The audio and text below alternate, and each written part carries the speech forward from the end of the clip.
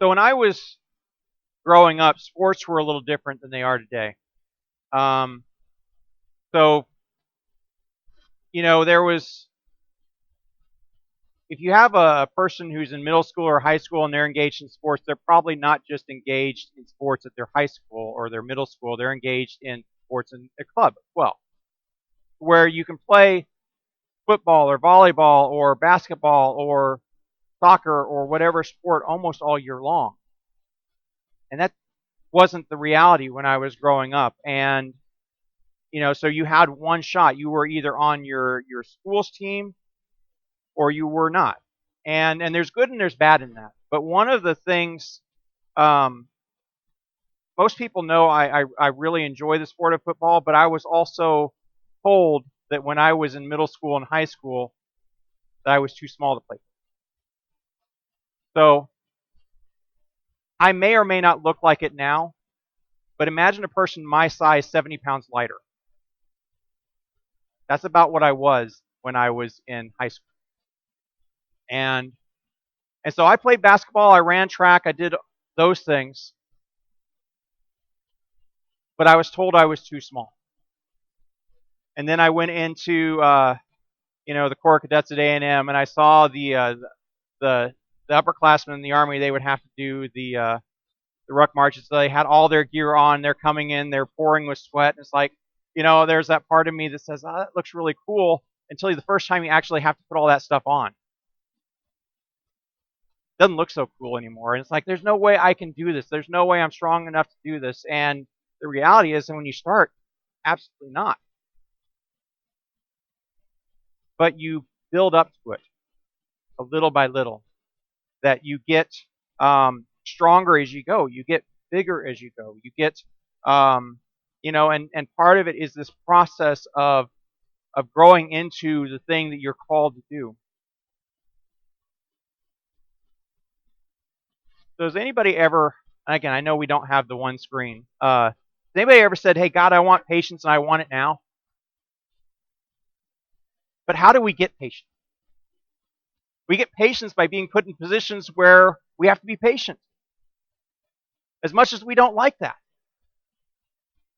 We learn patience by having to be in that situation where what we want doesn't happen immediately. And I do believe that, in the midst of all the different things that go on around us, there are lots of times where we say, well, but I just want to be able to fix it, and I want to be able to fix it now. I want the quick fix. I want, I go to the doctor, I want the doctor to give me the pill that's going to make me feel better. I go to counseling, I want the counselor to be able to solve my problems in one visit where I don't have to come back. Counselor's laughing over there.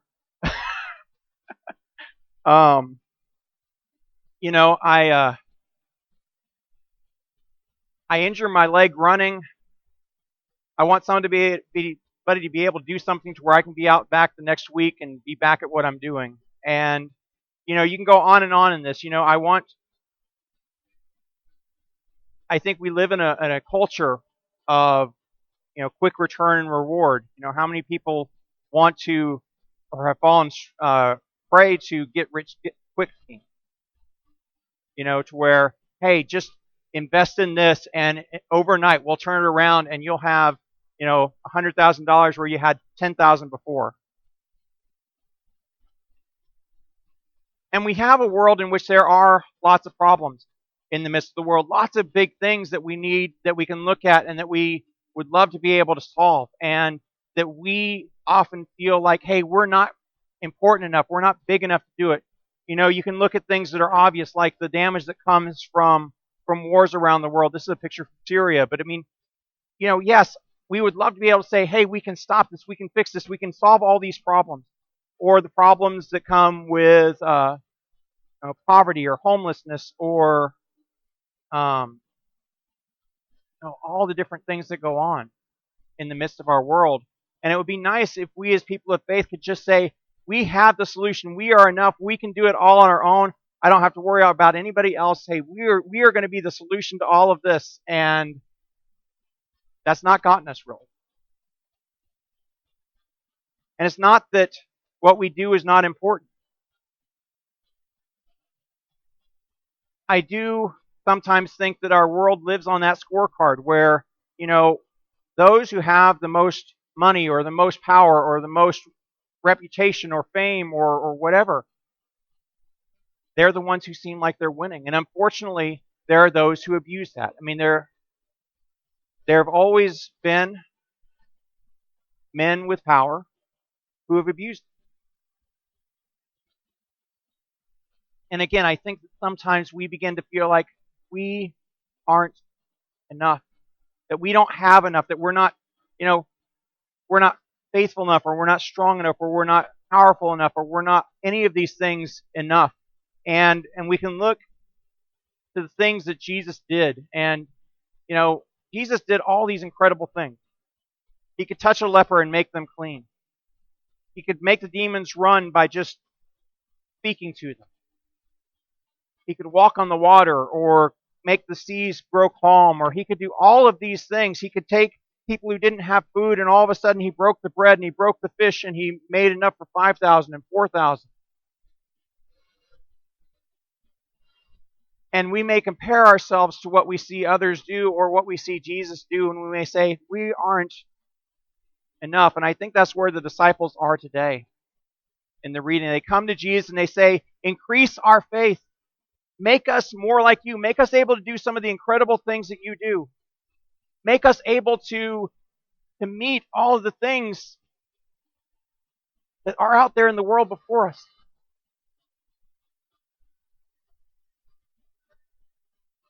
And I think sometimes the way I've heard this image preached, where if you had faith the size of a mustard seed, and the thing about a mustard seed is it's really small. It's not the smallest seed in the world, but it's really tiny. If you had faith the size of a mustard seed, you could do these incredible things. You could say to this mulberry tree, go and transplant yourself into the sea. People talk. You also hear talked about, well, if you have this kind of faith, you can move mountains. Well,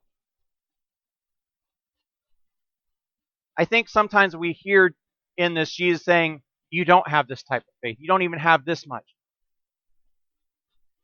But I don't think that's what Jesus is saying at all. Jesus is saying, yes, you may not have this great, vast reserve of faith, but you have at least this much. And you can do incredible things. You have what you need for that which you have been given. For the world that is set before you, for the tasks that are set before you, I have given you that which you need. And yes, you may say, increase my faith. Well, how does your faith increase? Faith is really all about trust. It's learning to trust that God will give us that which we need at the time when it happens. Where does faith grow? It doesn't grow in the easy time. It grows in those times when we're challenged. It's just like saying, give me more patience. Don't pray that to God. Unless you really want to be tested. Unless you really want to have to wait for something. Faith is learning to trust in God, and we learn to trust in God by going through things, by being engaged in things, by following behind Jesus and learning what it means to do that. And I do think that sometimes, and especially this second part of the passage where Jesus talks about this image of how would you do things. So if you had a slave and that slave came in from working with you out in the fields, would you want them to sit down? And no, you'd want them to come and serve you. And the very last line where we're worthless slaves. We've only done what we're able to do, and I can understand how in our culture that gets heard one way. We're not worthy, we're not good enough. But I do think part of it is learning how to be who we are. I think in a very real sense, Jesus is saying, you don't have to be me. You don't have to do all the things that I'm doing to be good enough. At least not right now. Doesn't mean that you won't do incredible things. It doesn't mean that you won't be part of building up this kingdom of God brick by brick. It doesn't mean that you won't be a part of what I'm doing in the midst of this world. But you don't have to be God. You don't have to do it all on your own. You don't have to have all the resources all by yourself. And I got to be honest, as a pastor, sometimes I'm more guilty of this than anybody else. I want to fix everything. I want to solve everything. I want to make it all better. God says, faith is learning how to trust that even in those times where it doesn't seem like anything's happening or you're in control, I'm still there with you. That I've not abandoned you. That I've given you enough for that which is before you. Yes, you may not be the one who goes out and solves the problem of global poverty. You may not be the one who goes out and fixes, every single person who needs healing. You may not be the one who mends together every single broken heart. But you might be surprised what I do with you. You might be surprised with the little faith that you may have within you to be able to do. You might be surprised looking back at the ways in which, here's where you started. And here's where I was able to grow you too. The thing about mustard seed,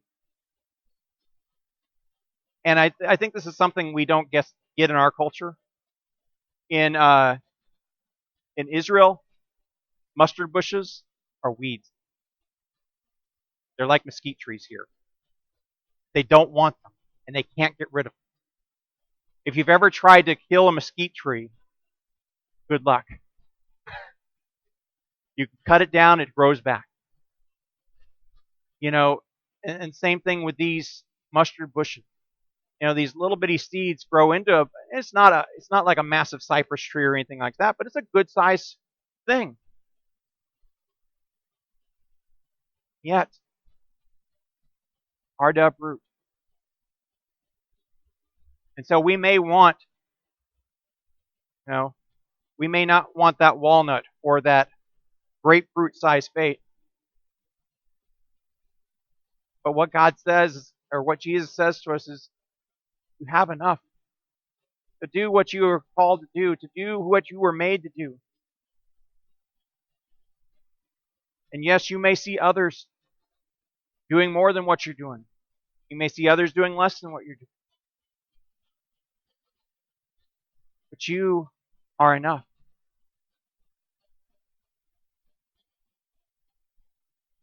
And yes, there may be times where your faith grows. There may be times where you grow, where you become more trusting in the world that I've provided for you. You become more trusting in the gifts that I have placed within you. But right now, you have what you need for the mission that I have given. Have what you need to be the person who I have made you to be. Have what you need. Do incredible things. And they may not look incredible in your eyes right now. Sometimes looking back, you may be amazed at what I've walked with you through.